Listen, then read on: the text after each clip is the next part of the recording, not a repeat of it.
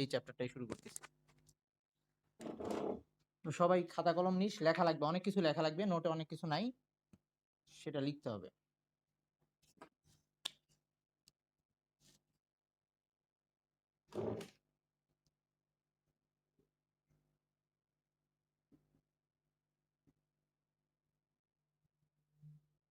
হ্যাঁ হ্যাঁ, নোট দিছি। পাস নাই তুই? গ্রুপে তো দিছি, আমি তো সব গ্রুপে দেই।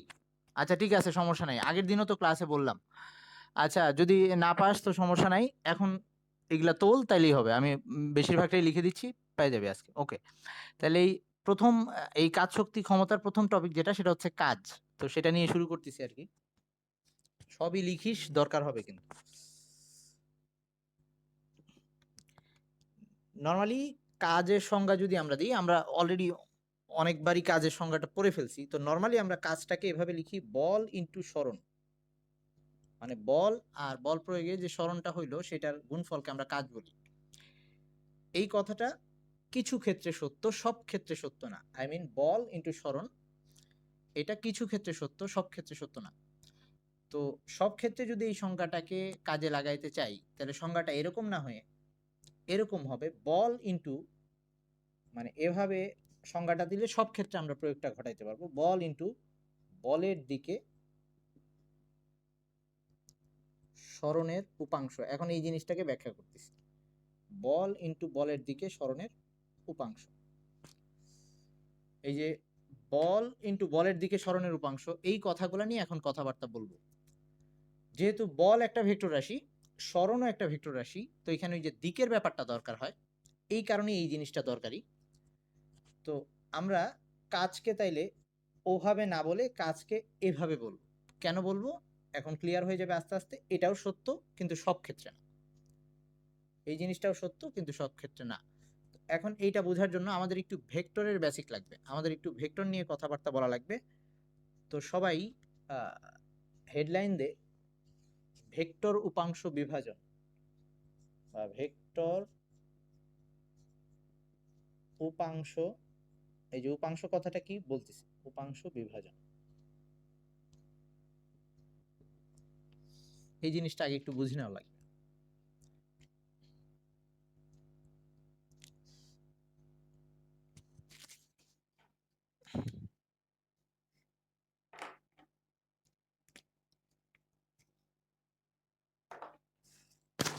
আমরা নর্মালি একটা ভেক্টরকে কিভাবে দেখাই, ভেক্টরকে আমরা অ্যারো দিয়ে দেখাইতাম। ধর এটা একটা ভেক্টর, এটা হচ্ছে আমার একটা ভেক্টর যেটাকে আমি আর দিয়ে দেখাইলাম, এটা একটা ভেক্টর যেটাকে আমি আর দিয়ে দেখাইলাম। এখন এই ভেক্টরটাকে, একটা ভেক্টরকে দুইটা ভাগে ভাগ করে ফেলা যায়, একাধিকভাবে ভাগ করা যায়, আমরা মিনিমাম দুইটা নিয়ে করতেছি। একটা ভেক্টরকে দুইটা অংশে ভাগ করে ফেলা যায়, যে দুইটা অংশে ভাগ করলে ওই দুইটা মিলে আবার এই ভেক্টরটাই হবে, ওই দুইটা মিলে আবার এই ভেক্টরটাই হবে, মানে ওই দুইটা ভেক্টর মিলে যে কাজ করতেছিল এই ভেক্টরটাও সেম কাজ করবে। এরকম যদি ভাগ করতে হয়, তাহলে নিয়মটা কি? নিয়মটা হচ্ছে এরকম, যে ভেক্টরটাকে ভাগ করা লাগবে, যে ভেক্টরটাকে ভাগ করা লাগবে সেই ভেক্টরটাকে একটা কর্ণ ধরে, তুই এটাকে কর্ণ ধরে একটা আয়তক্ষেত্র আঁকবি। আমি যদি ওইটাকে কর্ণ চিন্তা করি, তাহলে একটা আয়তক্ষেত্র যদি আঁকতে যাই, সেটা এরকম হবে। ওই ভেক্টর, যে ভেক্টরটাকে ভাগ করা লাগবে সেই ভেক্টরটাকে কর্ণ ধরে একটা আয়তক্ষেত্র আঁকছি। ওকে, এখন এই আয়তক্ষেত্রের যে দুইটা বাহু, একটা আছে এই ভূমি বরাবর আর একটা আছে লম্ব বরাবর। এই ভূমি বরাবর বাহুটা একটা, আর এই লম্ব বরাবর বাহুটা, এই দুইটা হচ্ছে ওই অংশ, যে দুইটা অংশে আমি ভাগ করে ফেললাম এই আটটাকে। আটটাকে দুইটা অংশে ভাগ করছি, একটার নাম দিলাম পি আর একটার নাম দিলাম কিউ। এই যে পি আর কিউ দুইটা নতুন ভেক্টরে ভাগ করলাম, এই দুইটা ভেক্টর অ্যাকচুয়ালি একসাথে কাজ করলে আর এর সমান ইফেক্ট করবে। মানে আর যা কাজ করত, এই পি আর কিউ মিলে সেম কাজ করবে। সবাই এইটুক ক্লিয়ার হয়েছিস কিনা? আমরা একটা ভেক্টরকে দুইটা ভাগে ভাগ করতে পারি। আর একটা ভেক্টর যেটাকে আমি দুইটা ভাগে ভাগ করলাম, কিভাবে ভাগ করলাম? যে ভেক্টরটাকে ভাগ করতে হবে সেটাকে আগে একটা কর্ণ হিসাবে চিন্তা করে একটা আয়তক্ষেত্র আঁকলাম। ওই আয়তক্ষেত্রের একটা বাহু, একটা বাহু হচ্ছে যে বাহু দুইটা সংলগ্ন বাহু দুইটা, একটা বাহু আর এই বাহুটা, এই দুইটা বাহু মিলে এই আর ভেক্টরের সমান কাজ করবে। তাহলে এইটা হচ্ছে এই আর ভেক্টরটার দুইটা অংশ, যেটাকে আমরা উপাংশ ভাবে বলতেছি। এই অংশটাকে আমরা উপাংশ আকারে বলতেছি। তো এই নিচেরটাকে যেটা ভূমি বরাবর আছে, সেটাকে আমরা অনুভূমিক উপাংশ বলি। অনুভূমিক উপাংশ। তার মানে এটা ছিল আমার মেইন ভেক্টর, আর এটা হচ্ছে তার অনুভূমিক উপাংশ, আর এইটাকে বলি উলম্ব উপাংশ, যেটা লম্ব বরাবর। উলম্ব উপাংশ।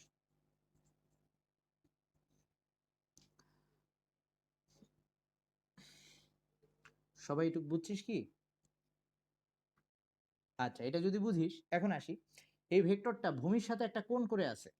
এই যে ভূমির সাথে একটা কোণ করে আছে, সেটা যদি থিটা হয়, এই কোণটা যদি থিটা হয়, আমরা এখন দেখতে যাচ্ছি এই আর এর সাথে পি এর সম্পর্ক কি, আর এর সাথে কিউ এর সম্পর্ক কি, মানে এই পি কে আর দিয়ে কিভাবে লেখা যায়, বা এটা আমরা বের করতে যাচ্ছি যে এটা পি আর আর এর সম্পর্ক কি, পি আর কিউ এর সম্পর্ক। এটা এখন আমরা বের করব, একটু ছোট জ্যামিতিক প্রয়োগ করবো আর কি, ত্রিকোণমিতি অনেক। তো এখন কথা হচ্ছে, এইটা একটা সমকোণী ত্রিভুজ, কারণ এখানে একটা সমকোণ উৎপন্ন হয়েছে। এই ত্রিভুজটা একটা সমকোণী ত্রিভুজ। তো এই ত্রিভুজটা থেকে আমি যদি লিখতে চাই যে cos থিটা, cos থিটা সমান সমান ছিল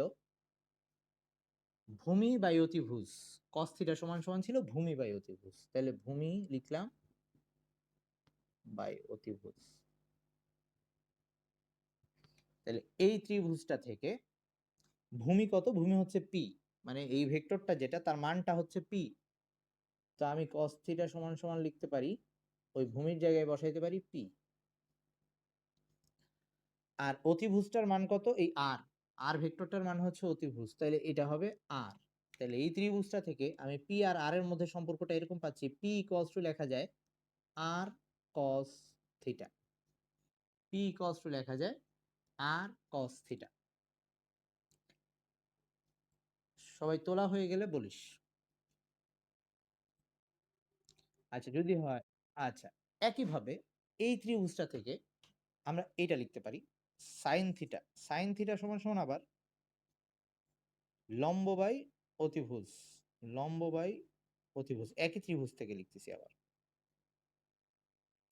লম্ব বাই অতিভুজ। তো এখানে লম্ব হচ্ছে এইটুক, এটা কি, এটা অ্যাকচুয়ালি কিউ, কারণ আমরা জানি আয়তক্ষেত্রের দুই বাহু সমান, এটা কিউ হলে এটাও কিউ। তাহলে লম্বের মানটা হচ্ছে কিউ। তো উপরে হচ্ছে কিউ, আর নিচে অতিভুজ হচ্ছে আবার সেই আর। তো এখানে লেখা যায় sine theta equals to Q by আর।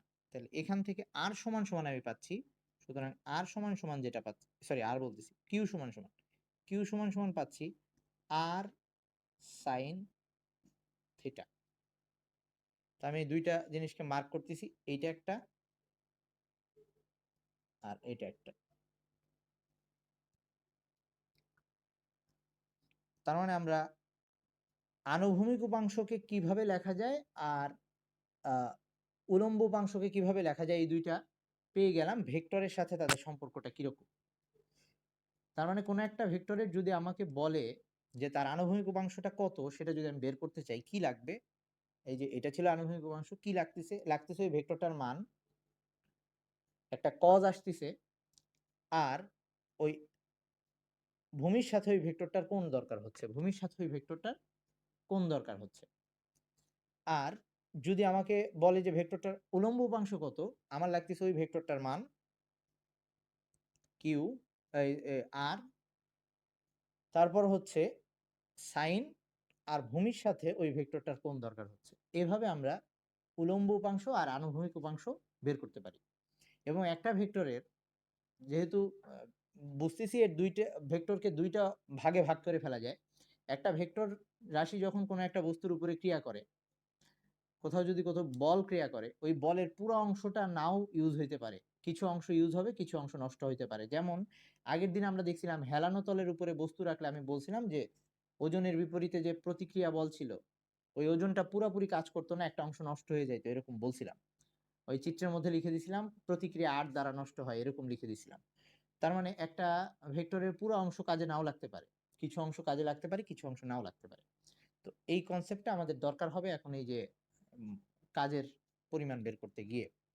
আচ্ছা, আরো একটা জিনিস বলতেছি। আচ্ছা, সবার এটুক তো তোলা হয়েছে? এটুক তোলা হয়েছে না? আচ্ছা, তাহলে আমি এটাকে মুছতেছি একটু। এখন আরো একটা নোট আকারে লিখবি। ধর একটা ভেক্টর এভাবে হেলানো আছে, আগে বুঝে নে পরে তুলিস। এভাবে হেলানো আছে, এখন ভূমির সাথে কোণ করে আছে ও এতটুকু, তাহলে ওর দুইটা উপাংশ কি কি হবে বের করা লাগবে, যে এভাবে এই এরকম ইয়ে আঁকবো আমরা, সমকোণী ত্রিভুজ আঁকবো। এইটা একটা উপাংশ হবে, এটা একটা উপাংশ। ওকে, এখন এই ভেক্টরটাকে ঠিক রেখে ভেক্টরটার কোণটা আরেকটু আমি ছোট করে দিই, আরেকটু হেলাই দিলাম। আচ্ছা, আমি এখানেই আঁকতেছি, এই ভেক্টরটাকে আরেকটু হেলাই দিচ্ছি। ভেক্টরটাকে হেলাই দিলাম। এইবার আয়তক্ষেত্রটা দেখ, ছোট হয়ে আসছে। মানে এই সাইড আগের মতোই আছে, এই সাইডটা ছোট হয়ে আসছে। তার মানে আনুভূমিক উপাংশ তার ঠিক আছে। এই ক্ষেত্রে হেলাই দিলে, নতুন করে যদি আমি আয়তক্ষেত্র আঁকি, তখন ভেক্টরটার আনুভূমিক উপাংশ ঠিক আছে, উলম্ব উপাংশ চেপে আসছে, ছোট হয়ে আসছে।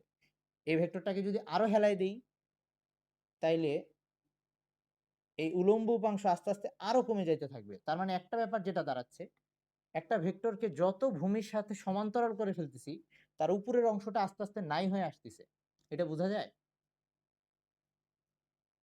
একটা ভেক্টরকে যত ভূমির সাথে সমান্তরাল করে ফেলতেছি, তার একটা অংশ নষ্ট হয়ে যাচ্ছে, আস্তে আস্তে শেষ হয়ে যাচ্ছে। তার মানে আমরা এখানে এইটা বলে ফেলতে পারি, এখন যদি ভেক্টরটাকে পুরাপুরি ভূমি বরাবর রাখি, পুরা আনুভূমিক বরাবর রাখি, তাহলে ওর উলম্ব উপাংশ পুরা শূন্য হয়ে যাবে। তো এই নোটটা লেখ যে কোন ভেক্টর, আচ্ছা আমি লিখে দিচ্ছি,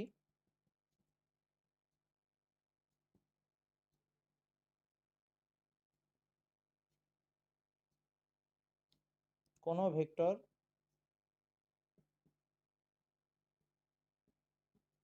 ভূমি বরাবর বা অনুভূমিক বরাবর থাকলে, অনুভূমিক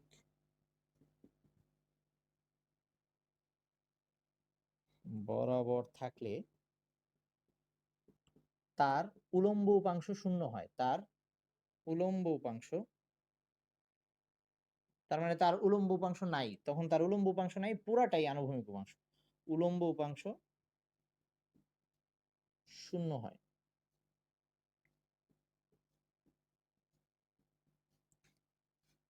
ওকে, আচ্ছা, উলম্ব উপাংশ শূন্য হয় বা উলম্ব উপাংশ থাকে না। আচ্ছা, একইভাবে আমি কি এটা বলতে পারি না, একটা ভেক্টর যখন পুরা উলম্ব বরাবর থাকবে তখন তার কোনো আনুভূমিক উপাংশ থাকবে না। যখন একটা ভেক্টর পুরা এরকম উলম্ব বরাবর থাকবে, তার এই দিকে কোনো উপাংশ থাকবে না, এটা শূন্য হবে। তাহলে সেকেন্ড পয়েন্টটা লেখ, কোন ভেক্টর উলম্ব বরাবর থাকলে, আনুভূমিকের জায়গায় হয়ে যাবে উলম্ব বরাবর থাকলে, কোন ভেক্টর উলম্ব বরাবর থাকলে তার আনুভূমিক বা অনুভূমিক উপাংশ শূন্য হয়। তার অনুভূমিক উপাংশ শূন্য হয়।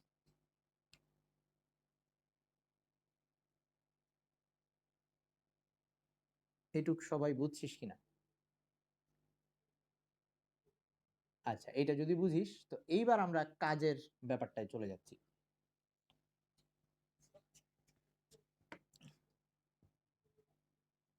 তো যেহেতু কাজের মধ্যে এরকম দুইটা ভেক্টর ছিল, একটা বল ছিল আর একটা সরণ, দুইটাই ভেক্টর, এই কারণে ওই কাজের পরিমাণ বের করতে গেলে আমার এই বেসিকগুলা দরকার পড়ছিল।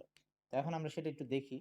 তো আমরা ফার্স্টে এইরকম একটা চিন্তা করি, যে এরকম একটা সোজা তলের মধ্যে দিয়ে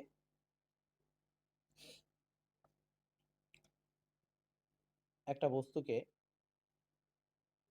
এম ভরের বস্তু সেটা, আচ্ছা এম দরকার নেই, এই বস্তুটাকে বল প্রয়োগ করে, এফ বল প্রয়োগ করে এটাকে এই পর্যন্ত সরাই নিয়ে আসা হয়েছে। এই পর্যন্ত সরাই নেওয়া আসা হয়েছে। তাহলে বস্তুটা দূরত্ব অতিক্রম করছে এস দূরত্ব, বস্তুটা এস দূরত্ব অতিক্রম করছে। আর তার সরণ যেদিকে হয়েছে, বলও সেই দিকেই, মানে সরণ ওই বরাবর হয়েছে, তার এস এর দিকটা ওই দিকে। আমি এখানে এস এর দিকটা দেখাইলাম। কারণ বল আর সরণ দুইটাই ভেক্টর, দিকের ব্যাপারটা দরকারি। সবার এইটুক হয়েছে? আচ্ছা, তাহলে এবার একটু খেয়াল কর। হ্যাঁ, বুঝি না, কিছু বললি? আচ্ছা, এবার আসি তাহলে। আচ্ছা, তাহলে তোর নেটের প্রবলেম, বাকিটা দেখতেছিস তো নাকি? আচ্ছা, তাহলে আমাদের, আচ্ছা একটু ওয়েট কর, আস্তে আস্তে ঠিক হয়ে যাবে নি। তাহলে আমি যদি এখানে কাজটা বের করতে যাই, কাজ সমান সমান ছিল বল এবং বলের দিকে সরণের উপাংশ। এইখানে দেখ, সরণ যে ভেক্টর রাশিটা, সরণের দুইটা উপাংশে যদি ভাগ করি, পুরা উপাংশটাই বলের দিকে গেছে না, কারণ ওর উলম্ব উপাংশ শূন্য হয়ে গেছে। এটা বোঝা যায়? এই সরণটা শুধুমাত্র আনুভূমিক উপাংশটাই আছে, উলম্ব উপাংশ শূন্য, কারণ এটা পুরোপুরি ভূমি বরাবর। এটুকু বোঝা যায়? আচ্ছা, তাই যদি হয়, আমাদের সংজ্ঞাটা এরকম ছিল বল, তাহলে এই যে বলের মান লিখলাম, আর সরণের উপাংশ বলের দিকে, তাহলে এই ভেক্টরটার শুধু আছে আনুভূমিক উপাংশ। সেটা আনুভূমিক উপাংশ কি ছিল? ভেক্টরের সাথে cos থিটা নিতে হইতো। আই মিন যে ভেক্টরটাকে ভাগ করব তার সাথে cos থিটা নিতে হইতো, যেমন আর cos থিটা লিখছিলাম ওখানে। তাহলে এখানে s হচ্ছে সেই ভেক্টরটা, তার সাথে চলে আসবে cos থিটা। থিটার মানটা কত এখানে? থিটার মানটা কত এখানে? 0, কারণ সে ভূমির সাথে 0 কোণ উৎপন্ন করছে, তার মানে cos 0। এইখানে w সমান সমান আসতেছে fs, w সমান সমান আসতেছে fs, মানে বল ইনটু সরণ। এই ক্ষেত্রে ওটা কিন্তু খাটতিছে, যে w সমান সমান বল ইনটু সরণ। আমি বলছিলাম যে ওই আমরা যে বল ইনটু সরণ লিখি, ওটা সব ক্ষেত্রে খাটবে না, কিছু ক্ষেত্রে খাটবে, যেমন এই ক্ষেত্রে খাটতিছে। এটুকু বুঝছিস সবাই? আচ্ছা, যদি বুঝিস, আমি এখন দেখি কোন ক্ষেত্রে যে আমি ঝামেলায় পড়বো যে খাটবে না সেটা। আমি এই চিত্রটাকে মুছতেছি, মুছে এখন যদি এই বস্তুটাকে এভাবে সোজাভাবে না নিয়ে আমি যদি হেলানো তলের উপর দিয়ে উঠাই, তখন কি অবস্থা দেয়?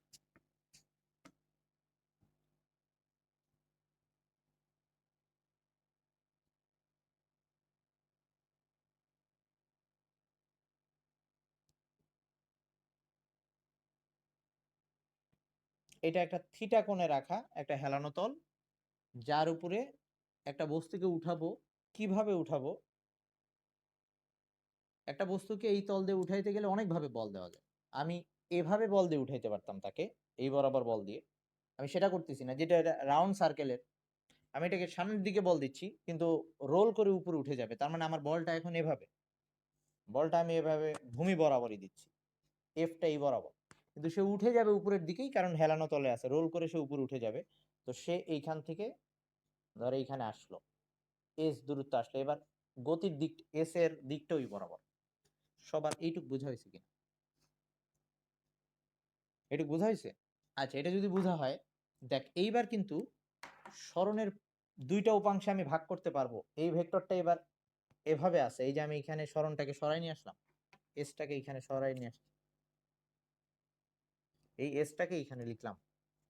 তো এসটা এবার এভাবে আছে, এর দুইটা অংশ আছে, একটা এই বরাবর আর একটা এই বরাবর। এটা যদি থিটা হয়, নিচের অংশটা হচ্ছে এস কস থিটা, আর উপরের অংশটা হচ্ছে এস সাইন থিটা। এটা নিয়ে কারো কোনো কোশ্চেন আছে? এটা নিয়ে কারো কোনো কোশ্চেন আছে কিনা? এই ভেক্টরটাকে দুইটা ভাগে ভাগ করা যায়, কারণ এবার ওই যে দুইটা উপাংশই আছে, কারণ সে ভূমি বরাবরও না, পুরোপুরি উলম্বও না। তাই সবাই এটা বুঝছিস? আচ্ছা, তাহলে আমি যে বল দিচ্ছি, এই যে তোরা কথা কস না দেখেই তো এরকম ক্লাস জমে না। আচ্ছা, এই যে আমি যে বল দিচ্ছি, এই বলের দিকে কোন উপাংশটা আছে? একটা আছে উপরের দিকে, যেটা আমাকে, আমার বলের দিকে না, আমার বল যেদিকে কাজ করতেছে সেই বরাবর এস কস থিটা অংশটা আছে না? তার মানে আমার এবার যদি কাজটা বের করতে চাই, তাহলে আমার ডাব্লিউ দরকার হবে, সাথে এফ লাগবে। আর আমি এবার সরণের পুরাটা নিতে পারবো না, কারণ একটা অংশ শুধু বলের দিকে কাজ করছে, সেটা হচ্ছে এস কস থিটা। এবং এখানে যেহেতু থিটার মান 0 ডিগ্রি না, সো এইটা এফ এস লেখা যাবে না, এফ এস কস থিটাই লিখতে হবে। আই মিন এখানে 30 ডিগ্রি বা 45 ডিগ্রি এরকম হবে। তার মানে আগের সূত্রটায় যেটা শুধু এফ এস আসছিল, সেটা সবসময় সত্য না। এফ এস কস থিটাটা দিয়ে লিখলে সবসময় সেটা সত্য হচ্ছে, থিটার মান কখনো 0 হইতে পারে, কখনো 180 হইতে পারে, কখনো 30 হইতে পারে, 45 হইতে পারে। তার মানে এই ক্ষেত্রে মানে যেকোনো কিছু থিটার মান আসতে পারে। তো এই ক্ষেত্রে আমাদের কাজটা বের করতে হবে fs cos থিটা দিয়ে। এটুকু সবাই বুঝছিস? আচ্ছা, যদি বুঝে থাকিস, হ্যাঁ, হ্যাঁ, এগুলা দিয়ে ম্যাথ আসবে। কিন্তু এত জটিল হবে না। একটু ধৈর্য রাখ। মানে এগুলা বোঝানোর পরে একটা সূত্রে চলে আসবো আমরা। সবগুলা বোঝানোর পরে একটা সূত্রে চলে আসবো। বাকিগুলা ভুলে গিয়ে ওটা মনে রাখলেও চলবে। সমস্যা নেই। ওকে। এই এটুক হইছে? আচ্ছা, এবার এখন একটা এই হেলানো তলের উপর দিয়েই বস্তুটাকে উঠাবো। কিন্তু কিভাবে উঠাবো এবার? কেউ একজন বস্তুটাকে হাতে নিয়ে উঠতেছে অথবা মাথায় নিয়ে উঠতেছে, এরকম একটা অবস্থা। তো ধর,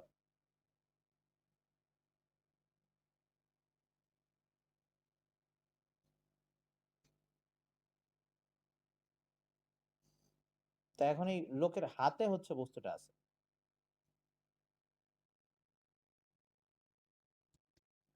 আচ্ছা, ঠিক আছে। ওকে, ওকে, ওকে। শেষ, শুরু করতেছি। আচ্ছা শোন, তাইলে এইবার কাহিনী হচ্ছে, এইবার ওই টাইম ওভার হয়ে গেছিল আর কি। এইবার কাহিনীটা কি হচ্ছে? এইবার একজন এই হেলানো তলের উপর দিয়ে উঠতেছে হাতে বস্তুটাকে নিয়ে, অথবা মাথায় হইতে পারে। তো আগের বার আমরা বলটা দিছিলাম। হ্যাঁ ভাই, আচ্ছা ঠিক আছে, তো ফাতেমাই উঠতেছে। ওকে, ঠিক আছে। আচ্ছা, এরপরে সূচনাকেও নিয়ে আসতেছি, দাঁড়া। তো এইবার এই ওঠার সময় এখন সে বল কোন দিকে দিচ্ছে? একটা বস্তুকে যদি আমরা হাতে নিয়ে থাকি, তার মানে অথবা মাথায় নিয়ে থাকি, তখন আমাদের বলটা উপরের দিকে দিতে হচ্ছে। আমাদের বলটাকে উপরের দিকে দিয়ে সামনে হেঁটে যেতে হচ্ছে, কারণ ওই বস্তুটাকে অভিকর্ষ নিচের দিকে টানতেছে। আমরা সেক্ষেত্রে অবশ্যই বলটা সবসময় উপরের দিকে দিয়ে রাখতেছি। আমরা যদি সিঁড়ি দিয়ে উপরে উঠতে থাকি, তখন একই কথা, আমরা আমাদের ওজনটাকে উপরের দিকে ধরে রাখতেছি, উপরের দিকে বল দিচ্ছি তখন। তো এই ক্ষেত্রে এফ হচ্ছে উপরের দিকে, এফটা উপরের দিকে, আগের বার যেটা ভূমি বরাবর ছিল, এফ উপরের দিকে। আর এস আগের মতোই আছে, তার মানে এস এর কাহিনীটা আগের মতোই। তো এবার একটু আসি, সবাই আমাকে বল, তাইলে এইবার কি লিখবো? কাজ সমান সমান বল ইনটু এস সরণ, তারপরে কি লিখবো? এস সাইন থিটা, কারণ এটা এই অংশটা বলের দিকে আছে, তাইলে এবার আর কস থিটা লিখবো না, লিখবো এস সাইন থিটা। সবাই এটা বুঝতে পারছিস? আচ্ছা, এটা যদি বুঝিস, তাহলে আমরা এটাকে আরেকটু ঠিকঠাক করতে চাই, মানে একটা সূত্রে নিয়ে আসতে চাই। কি করতে চাচ্ছি দেখ, আমি চাইলে এই কোণটাকে, আচ্ছা পরে আসতেছে, আগে এইখান থেকে করি। আমরা ত্রিকোণমিতি থেকে এটা জানি যে আমরা সাইন থিটাকে আবার এটা লিখতে পারি cos 90 মাইনাস থিটা, এটা তো মনে হয় সবাই জানিস। সাইন থিটাকে যদি cos 90 মাইনাস থিটা লিখি, সেটা আবার সাইন থিটাই হয়ে যায়। রিজন কি ছিল? প্রথম প্রথম চতুর্ভাগে সবগুলা পজিটিভ, আর যেহেতু এখানে 90 সামনে 1 আছে, আই মিন বিজোড়, তো তখন কসটা হয়ে যাবে সাইন। মনে আছে তো এটা? আশা করি সবার মনে আছে। ওকে, তাহলে এইবার দেখ, এই যে 90 মাইনাস থিটাটা লিখলাম, এটা আসলে কি ছিল? আমি যদি এখান দিয়ে একটু দেখি, এই কোণটা ছিল 90 মাইনাস থিটা, কারণ পুরোটা 90 ছিল, এই কোণটা ছিল 90 মাইনাস থিটা। এটুক সবাই ক্লিয়ার? তাইলে এবার আমি কাজের সংজ্ঞাটা দেখতো, এই যে কখন কস থিটা নিব না সাইন থিটা নিব, এইটা নিয়ে চিন্তা না করে খুব সহজভাবে কাজের সংখ্যাটা যদি দিয়ে দিই, মানে সবসময় আমরা ওই যে বললাম আগের সবগুলা ভুলে যেয়ে যদি একটা সংখ্যা মনে রাখি, ব্যাপারটা কিরকম দাঁড়াচ্ছে দেখ। তাহলে কাজ সমান সমান কি দাঁড়াচ্ছে? বল মানে বলের মান, সাথে নিচ্ছি সরণের মান, ইনটু কজ, তারপরে কজের মধ্যে একটা কোণ নিচ্ছি, সেই কোণটা কি? কোণটা হচ্ছে এই যে এই কোণটা, এখন নিচে এই কোণটা, মানে কি সেটা কি ছিল? এই যে বল আর সরণ, বল আর সরণের মধ্যবর্তী কোণ, বল যেদিকে আর সরণ যেদিকে তার মধ্যবর্তী কোণ। তাইলে এই জায়গার কথাটা লিখে দিই আমরা, বল ও সরণের মধ্যবর্তী কোণ। তাইলে আর আমাদের কজ নিব না সাইন নিব, ওটা নিয়ে ঝামেলা থাকবে না। সবসময় আমরা বল নিব, সরণ নিব, বলের দিকের সাথে সরণের যে কোণটা তার কজ নিব। এইবার এইটা হচ্ছে আমাদের ফাইনাল সূত্র, এইটা দিয়ে আমরা সব অঙ্ক করব, আগের জিনিস ভুলে গেলেও কোনো সমস্যা নেই। এটা হচ্ছে আমাদের ফাইনাল সূত্রটা। এবার আমরা সব পারবো।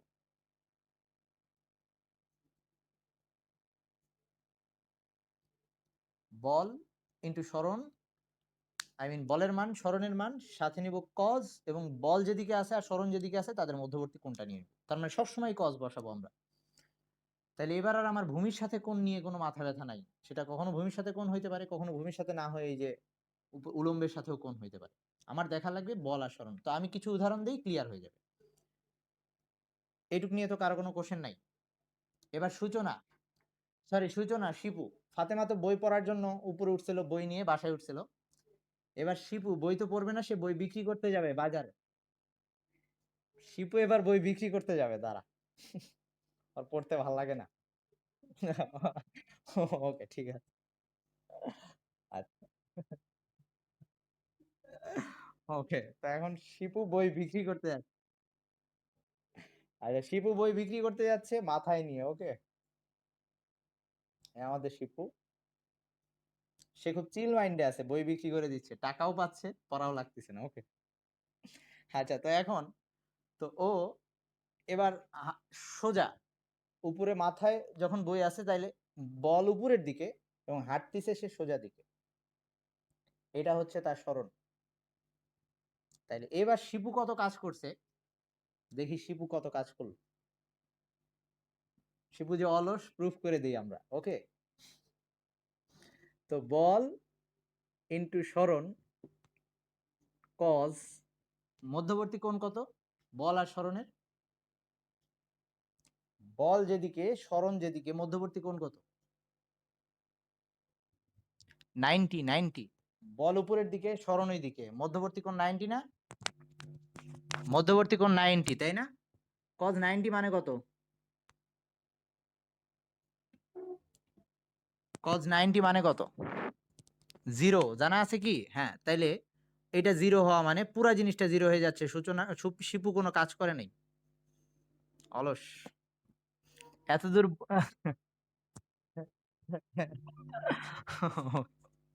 আচ্ছা, তো এখন আচ্ছা আচ্ছা, শোন এখন শোন। তাইলে ব্যাপারটা কি দাঁড়াচ্ছে, যে ফিজিক্সের ভাষায় শিপু এতগুলা বই নিয়ে গেল, সোজা হেঁটে গেল, এরপরেও সে কোনো কাজ করে নাই। কারণ তার এই বলের দিকে তার সরণের কোনো উপাংশ নাই। আমরা দেখছিলাম যে সরণের দুইটা উপাংশ থাকে, একটা উপাংশ ভূমি বরাবর, এখানে পুরাটাই সরণ ভূমি বরাবর আছে, তার মানে উলম্ব কোনো উপাংশই নাই। এই ক্ষেত্রে বলের দিকে সরণের কোনো উপাংশই নাই, সো কাজটা শূন্য আসছে। সবাই এটা বুঝছিস? আচ্ছা, এখন তোরা বাকিগুলাও পারবি, সবকিছু এখন সোজা লাগবে। দেখ, এখন আমরা যদি এরকম দেখাই এত, আচ্ছা, লাফাইলে, আচ্ছা একটু লাফায় তো আবার আগের জায়গায় আসবে, মানে মোট কাজ শূন্য হয়ে যাবে আবার। হ্যাঁ, লাফাইতে পারবে না ও। আচ্ছা, তবুও মোট কাজ শূন্য হবে। কারণ সে উপরের দিকে ওঠার সময় একটা কাজ করবে, আবার নেমে আসবে যখন ওইটার বিপরীত কাজ করবে, মোট কাজ শূন্য হবে। আচ্ছা, এবার আসতেছি। এবার একটু এতক্ষণ যা দেখলাম সবগুলা কাজ ধনাত্মক ছিল, মানে W equals to F S, F S cos theta, সবগুলা পজিটিভ আসতেছিল। এবার একটু নেগেটিভ কাজও যে হইতে পারে সেটা একটু দেখি। ধর একটা বস্তুকে এবার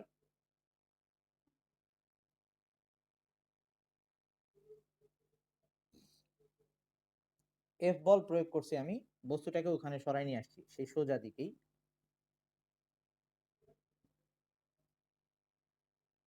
এটা হচ্ছে এস, এস এর দিক ওইদিকে সরাইছি। কিন্তু এবার আমি আমার বল নিয়ে চিন্তা করতেছি না, এবার চিন্তা করতেছি ঘর্ষণ বল নিয়ে। ঘর্ষণ বল হচ্ছে গতির বিপরীত দিকে কাজ করে, গতি যেহেতু এইদিকে, সো ঘর্ষণ বলটা এইদিকে কাজ করতেছে। এটা এফ এর দিক লিখলাম, এটা হচ্ছে ঘর্ষণ বল। ঘর্ষণ বল। আর ওটা হচ্ছে প্রযুক্ত বল, এইটা আমার প্রযুক্ত বল।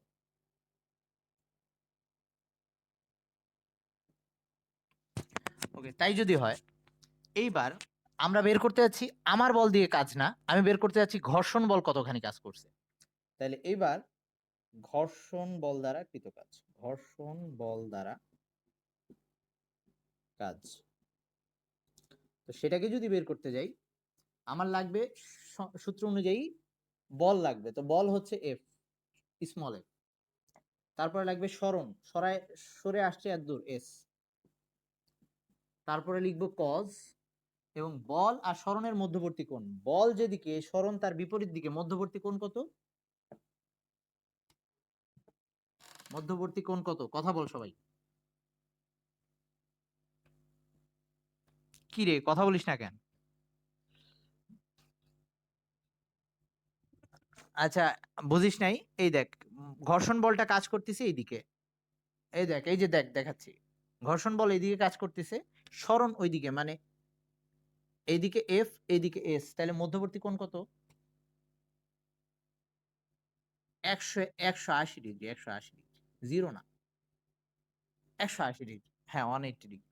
ওকে, কারণ বিপরীত দিক, 180 ডিগ্রি হবে, কজ 180। তাইলে এবার কত আসতেছে? এফ এস, কজ 180 মানে -1, কজ 180 মানে -1, তাইলে এটা আসবে হচ্ছে মাইনাস এফ এস। তাইলে এবার দেখ, একটা ঋণাত্মক কাজ পাইলাম আমরা। তাহলে কাজ দুই রকম হইতে পারে, একটা হইতে পারে ধনাত্মক কাজ, আর একটা হইতে পারে ঋণাত্মক কাজ, যদি বলের দিকে সরণ ঘটে। আগের বার ওই যে এই বল দিয়ে যদি কাজ বের করি, আমি যেদিকে বল দিছিলাম সরণ ওই দিকে ঘটছিল, বলের দিকে যদি সরণের উপাংশ থাকে তাহলে ধনাত্মক কাজ হয়, বলের বিপরীত দিকে যদি সরণের উপাংশ থাকে তখন ঋণাত্মক কাজ হয়। তো এই ক্ষেত্রে এটা একটা ঋণাত্মক কাজ হয়েছে। এরকম আরো ঋণাত্মক কাজ হইতে পারে, যেমন ধর আমরা একটা বস্তুকে, এই ডাস্টারটাকে আমি উপরে উঠাচ্ছি, এই ক্ষেত্রে দুইটা কাজ হচ্ছে, একটা হচ্ছে আমার দ্বারা কাজ, আর একটা হচ্ছে অভিকর্ষ বল দ্বারা কাজ। একটা হচ্ছে আমার দ্বারা কাজ, আমার দ্বারা কাজ যদি বলি, আমি উপরের দিকে বল দিচ্ছি, এফ উপরের দিকে, সরণও হচ্ছে বস্তুটার উপরের দিকে, একই দিকে, তো আমার দ্বারা কাজটা হবে এফ আর এস এর মধ্যবর্তী কোণ হবে 0। আমার দ্বারা যে কাজটা সেটার মধ্যে এফ আর এস এর মধ্যবর্তী কোণ হবে 0, এবং সেই ক্ষেত্রে আমার কৃত কাজ আসবে, এফ এস ধনাত্মক আসবে। কিন্তু আমি যদি অভিকর্ষ বলের কথা চিন্তা করি, অভিকর্ষ বল ওকে নিচের দিকে টানতেছে, এফ নিচের দিকে, আর আমি ওকে সরাই নিয়ে যাচ্ছি উপরের দিকে, তার মানে অভিকর্ষ বল নিচে টানতেছে, আমি ওকে সরাচ্ছি উপরের দিকে, মধ্যবর্তী কোণ হচ্ছে 180 ডিগ্রি। তো অভিকর্ষ বল দ্বারা কৃত কাজ হবে ঋণাত্মক, আমার বল দ্বারা কৃত কাজ হবে ধনাত্মক। এই কারণে একটু আগে যে বললাম যে ওই সূচনা যদি লাফ দিত, সরি শিপু যদি লাফ দিত, তাহলে ও যখন উপরে উঠতেছে তখন সে উপরে ওঠার সময় যে কাজ করত, নিচে নামার সময় তার বিপরীত কাজ করত।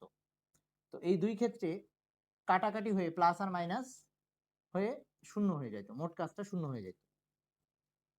আচ্ছা, এইটুক যদি বুঝে থাকিস, তাহলে আরেকটা উদাহরণ দিয়ে শেষ করতেছি, মানে আজকে ফিজিক্সের লেকচারে এই পর্যন্তই থাকবে। আরেকটা উদাহরণ দিয়ে শেষ করতেছি, সেটা হচ্ছে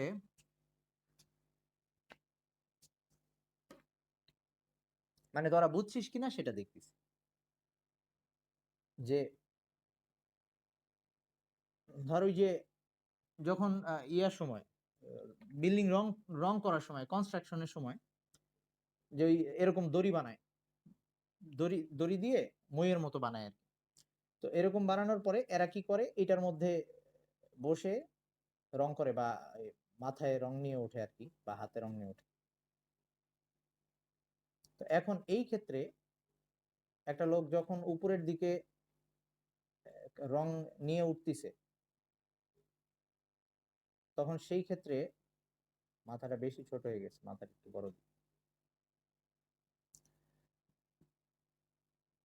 এই দড়ি বেয়ে সে উপরের দিকে উঠতেছে, মাথায় সে একটা ওয়েট নিয়ে উঠতেছে। এই ক্ষেত্রে তার কাজ কত হবে আমাকে একটু কেউ বল। ধরলাম সে এত দূর সরে আসছে, এস দূরত্ব এটা, এই ক্ষেত্রে ডাব্লিউ কত হবে? বল সে কোন দিকে দিচ্ছে এখন?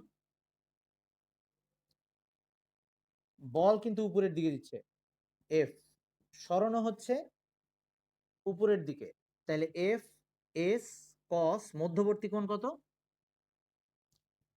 0। ওকে, তাহলে এই ক্ষেত্রেও এফ এস। ওকে, তার মানে তোরা এবার এই টাইপের সবকিছুই বুঝতে পারবি। তো আজকে আমাদের এই পর্যন্তই থাকলো কাজের মেইন বেসিকটা। তো আমরা ওই ফাইনাল সূত্রটাই সবসময় ইউজ করব। আর ভেক্টরের উপাংশগুলো আমি যে ভিডিও দিচ্ছি আরেকবার দেখে নিস, কারো যদি লেকচার না উঠানো হয় উঠাই নিস এগুলা। হ্যাঁ, শেষের যে ফাইনালটা দেখাইলাম সেটাই সব জায়গায় ইউজ করতে পারবি, কিন্তু বেসিকটা কিভাবে আসছে সেটা দেখাইছি। কারণ অনেক অঙ্ক করতে গিয়ে ওই জিনিসগুলা মাথায় থাকা দরকার। ওকে? যে একটা ভেক্টরকে ২ টা উপাংশে ভাগ করা যায়। এই অঙ্কগুলা ওই হেলানো তলের ক্ষেত্রে মানে বেসিকটা না হইলে হইতো না। আর যারা পুরাটা মনে রাখতে পারবে ভালো। আর যাদের জটিল লাগে, আশা করি এখন বুঝে গেছিস। সো জটিল লাগার কথা না। তো পুরাটা মনে রাখতে ভালো। কিন্তু আমরা ওই কাজের কাজ বের করতে বললে ওভাবে সব কাজ বের করে ফেলতে পারব। তো এইটুক পর্যন্ত আজকে থাকুক। হ্যাঁ, নেক্সট ক্লাস বল ১১টা ২০ এ দিব? না ১১:১১ টায় দিব? ওকে ১১টা ২০ এ লেট করবি না। কারণ বেশি আচ্ছা ঠিক আছে ১১:১১ টায়। আচ্ছা, আচ্ছা ১১টা ২০ ওকে ফাইনাল। ১১টা ২০ আর লেট করবি না কেউ। কারণ লাস্টের দিকে তোরা কেমন ঝিমায়া যাস। আচ্ছা এখন শোন, ওই যেটা বলতেছি, আজকের মধ্যে অবশ্যই প্রবলেম গুলা গতি আর ওইটা আজকে বা কালকে তাড়া নাই। যেহেতু আমাদের শনিবারে পরের ফিজিক্স ক্লাসটা।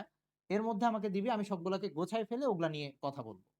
তো অবশ্যই প্রত্যেকটা ক্ষেত্রেই এই কাজ করবি। আগের থেকে দিয়ে রাখবি। তাতে আমরা গোছায় নিয়ে অঙ্কগুলা করতে পারবো। এরকম এলোমেলো হবে না। ভাই আমার এটা দেখান, ওটা দেখান এরকম হবে না। আচ্ছা ঠিক আছে। তাইলে এখন অফ করতেছি। আবার ১১টা ২০ এ বললাম। সামিহা জিন্নাতকে একটু বলে দিস। আল্লাহ হাফেজ। আচ্ছা বাই।